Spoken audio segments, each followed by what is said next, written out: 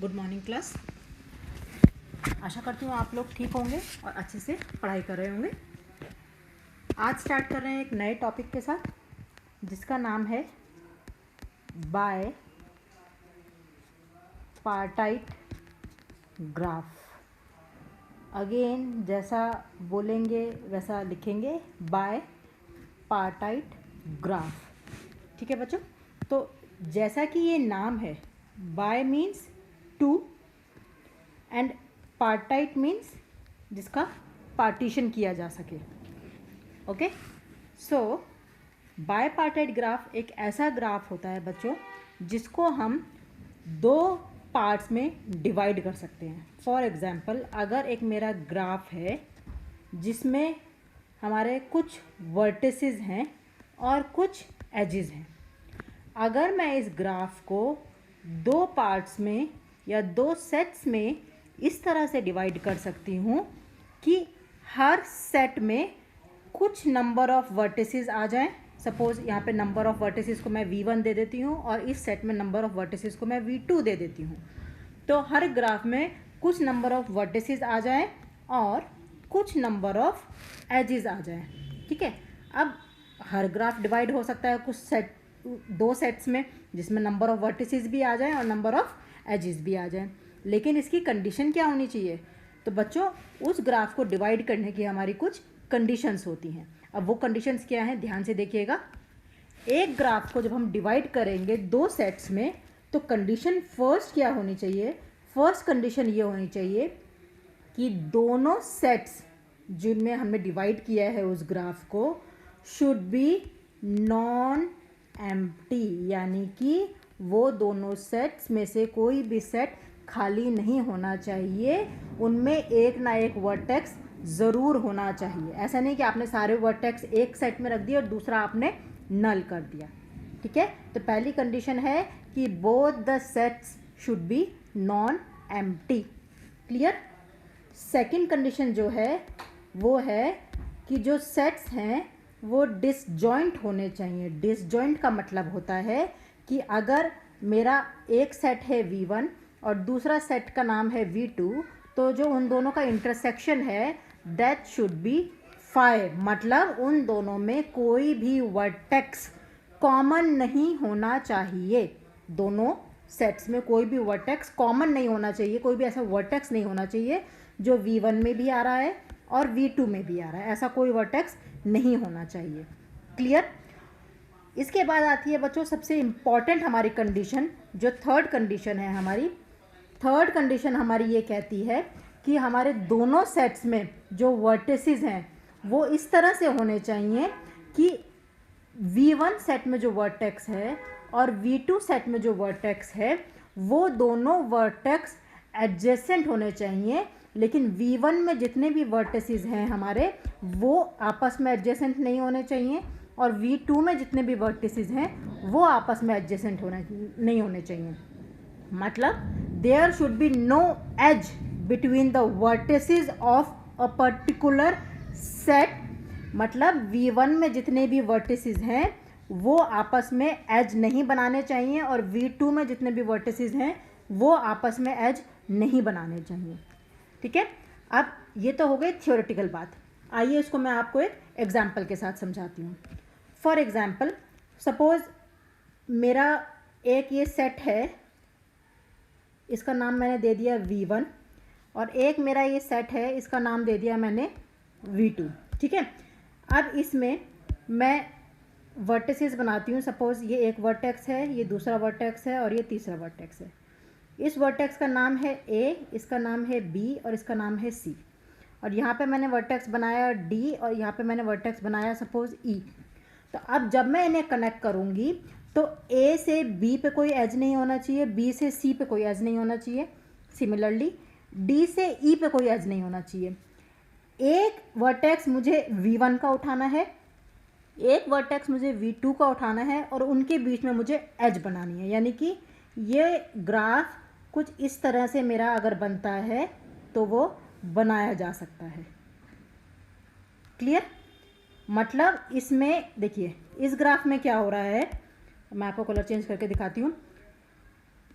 A D के साथ भी कनेक्ट हो रहा है, ई के साथ भी कनेक्ट हो रहा है, बी डी के साथ भी कनेक्ट हो रहा है, ई के साथ भी कनेक्ट हो रहा है, सी डी के साथ भी कनेक्ट हो रहा है, ई के साथ भी कनेक्ट हो रहा है। मतलब जो ग्राफ बन रहा है हमारा, उसमें जितने भी एजेस हैं उन एजेस का एक वर्टेक्स एक सेट में है, दूसरा वर्टेक्स दूसरे सेट में है। कभी भी कोई भी एज जिस उसके दोनों वर्टेक्स एक ही सेट में अगर होंगे तो उसका मतलब वो ग्राफ हमारा बायपार्टाइट ग्राफ नहीं होगा। ठीक है बच्चों, तो एक तरीका तो ये है कि आप उस ग्राफ को इस तरह से डिवाइड करके देख लीजिए कि क्या मैं इस ग्राफ को इस तरह से डिवाइड कर पा रहा हूँ कि दो सेट्स बन रहे हैं और दोनों सेट्स जो हैं इस तरह से बन रहे हैं कि ना तो वो एम्प्टी हैं ना, और वो डिसजॉइंट होने चाहिए और उनमें कोई भी एज सेम सेट में नहीं आनी चाहिए। ठीक है, दूसरा तरीका हमारा ये है कि हम इसको कलरिंग मेथड से भी सॉल्व कर सकते हैं। अब वो क्या होता है, देखिए कलरिंग मेथड क्या होता है बच्चों, इसमें हम क्या करते हैं, दो कलर्स लेते हैं और अपने वर्टेक्स को कलर करना शुरू करते हैं। मैं आपको ये एक एग्जांपल के थ्रू समझाती हूँ। सपोज़ ये मेरा एक ग्राफ है, ब्लैक कलर से ग्राफ बनाते हैं और उसको फिर बाकी से कलर करते हैं। सपोज़ ये मेरा एक ग्राफ है, देखते हैं कि ये ग्राफ जो है हमारा बायपार्टाइट है या नहीं है। ठीक है,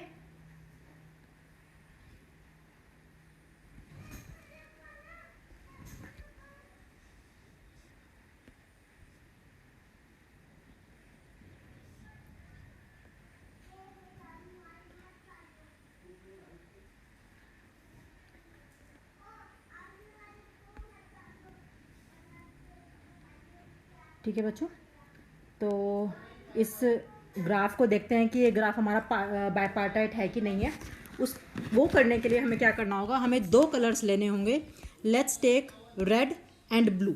ठीक है, दो कलर्स लेते हैं। तो हमें क्या करना होगा, एक वर्टेक्स से शुरू करना होगा, किसी भी वर्टेक्स से। सपोज मैंने एक वर्टेक्स से शुरू कर लिया, मान लीजिए ये, उसको मैं एक कलरिंग कर दूंगी, किसी भी पर्टिकुलर कलर से मैं उसे कलर कर दूंगी। अब आपने क्या करना है, इसको दो पार्ट्स में डिवाइड करने के लिए उस वर्टेक्स से देखिए कौन कौन से वर्टेक्स आपके कनेक्टेड हैं और उन वर्टेक्स को आप डिफरेंट यानी कि सेकंड कलर से कलर कर दीजिए। देखते हैं, देखिए इस वाले वर्टेक्स से अगर मैं इसको नंबरिंग कर देती हूँ तब आपको ज़्यादा अच्छे समझ में आएगा। Let's say this is A, this is B, C, D, E and F. ठीक है, अब देखिए जो ए वर्टेक्स है वो रेड कर दिया मैंने, तो इसका मतलब है ये रेड वाली टीम में चला गया। तो अब मैं क्या करूँगी, इसके एडजेसेंट जो भी वर्टिसेस हैं यानी कि जो एज इनसे डायरेक्टली जा रहे हैं वो ऑब्वियसली दूसरी टीम में होंगे क्योंकि वो सेम ग्रुप में नहीं हो सकते हैं, तो मैं उनका कलर ब्लू कर दूंगी। तो ए से कनेक्ट हो रहा है सी, ये मैंने ब्लू कलर कर दिया। ए से कनेक्ट हो रहा है बी, ये मैंने ब्लू कलर कर दिया। ए से कनेक्ट हो रहा है एफ, ये भी मैंने ब्लू कलर कर दिया। और तो कोई कनेक्ट नहीं हो रहा है, नहीं, ये तीनों एजेस हमारे ए से जा रहे हैं, ये तीनों मैंने ब्लू कलर के कर दिए। ठीक है, अब आगे बढ़ते हैं, बाकी देखते हैं दो एजेस जो दो वर्टेक्स रह गए वो कौन से कलर के होंगे। देखिए अब बी और सी, यहाँ पे हमने देखा ये जो दोनों हमारे वर्टेक्स हैं बच्चों, ये देखिए ये एक डायरेक्ट एज बना रहे हैं, डायरेक्ट एज बना रहे हैं मतलब ये एडजेसेंट है, लेकिन ये तो सेम कलर के हैं। और रूल क्या कहता है कि दो वर्टेक्स जो एज बना रहे हैं यानी कि एडजेसेंट हैं वो सेम ग्रुप में नहीं रह सकते। इसका मतलब है ये ग्राफ हमारा बायपार्टाइट नहीं है क्योंकि यहाँ पे हमारा बी और सी आपस में सेम ग्रुप में आ रहे हैं, दोनों ब्लू कलर के ग्रुप में आ रहे हैं, जो कि हमारा बायपार्टाइट ग्राफ की कंडीशन को वॉयलेट कर रहे हैं। तो इसका मतलब ये है कि ये हमारा बायपार्टाइट ग्राफ नहीं है। ठीक है बच्चों, इस तरह से आप ग्राफ को चेक कर सकते हैं टू कलरिंग मेथड से। एक और एग्जांपल आपको लेके दिखाती हूँ। ठीक है, ध्यान से देखिएगा कि ये ग्राफ बायपार्टाइट है या नहीं है। चलिए एक और एग्जांपल लेते हैं। सपोज़ ये मेरा एक ग्राफ है, ये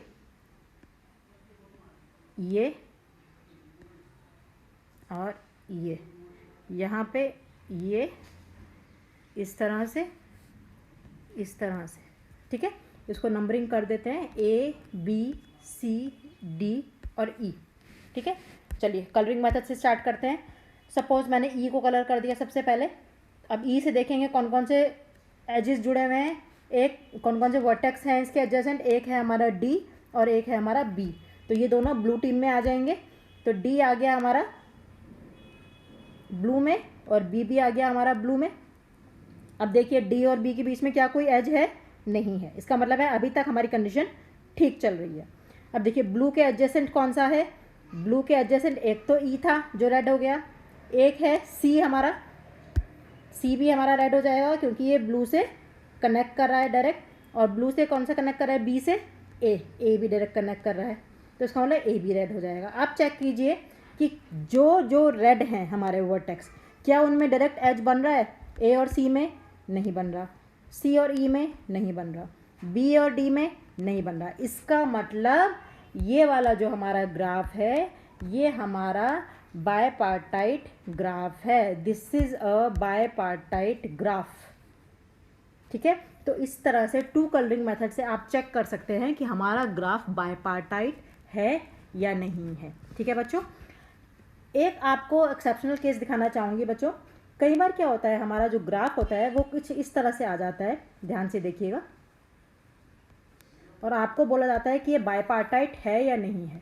अब देखिए अगर कंडीशन के हिसाब से हम इसमें कलरिंग करेंगे तो देखिए बी के एडजेसेंट C और A हैं, तो C भी हमारा ब्लू कलर का हो जाएगा और हमारा A भी ब्लू कलर का हो जाएगा। अब ये ब्लू कलर के हो गए तो इसका मतलब D कौन से कलर का होना चाहिए, D हमारा रेड कलर का होना चाहिए। तो अब आपको लगेगा कि ये तो आपस में सारे एक दूसरे को कनेक्ट कर रहे हैं, लेकिन आपको मैंने बताया था कि आप ये देखिए कि जो सेम ग्रुप में हैं वो एक दूसरे को कनेक्ट कर रहे हैं या नहीं कर रहे हैं। देखिए D और B के बीच में कोई भी एज नहीं है, इसका मतलब ये दोनों एक ग्रुप में हुए और ये वाले दोनों हमारे एक ग्रुप में हुए। इसका मतलब ये हमारा बायपार्टाइट है। ये आपका क्लोज्ड ज़रूर होता है, तो उसमें बच्चे अक्सर कंफ्यूज हो जाते हैं कि ये बायपार्टाइट है या नहीं है, but this is a बायपार्टाइट graph. तो बच्चों ध्यान से टॉपिक कीजिएगा, इसकी डेफिनेशन ध्यान से लर्न कीजिएगा, मैं डिस्क्रिप्शन बॉक्स में दे दूंगी आपको। और ये एग्ज़ाम में 2 नंबर से 5 नंबर तक के क्वेश्चन में आता है, इससे ज़्यादा में नहीं आता है। इसी में आपका एक छोटा सा टॉपिक और आता है, कंप्लीट बायपार्टाइट। कंप्लीट बायपार्टाइट क्या होता है, अगर आपके V1 सेट के सारे वर्टेक्स V2 सेट के सारे वर्टेक्स से कनेक्ट हो रहे हैं तो वो आपका कंप्लीट बायपार्टाइट होगा। अगर कुछ कनेक्ट हो रहे हैं, कुछ छोड़े हुए हैं, तो वो आपका खाली बायपार्टाइट होगा। सिर्फ इतना फ़र्क होता है, ठीक है बच्चों। तो अच्छे से पढ़िएगा, अच्छे से प्रिपरेशन कीजिएगा। मिलते हैं आपसे एक नए टॉपिक के साथ नई वीडियो में। तब तक अपना ध्यान रखिए और हमारा चैनल ज़्यादा से ज़्यादा शेयर कीजिए। Thank you.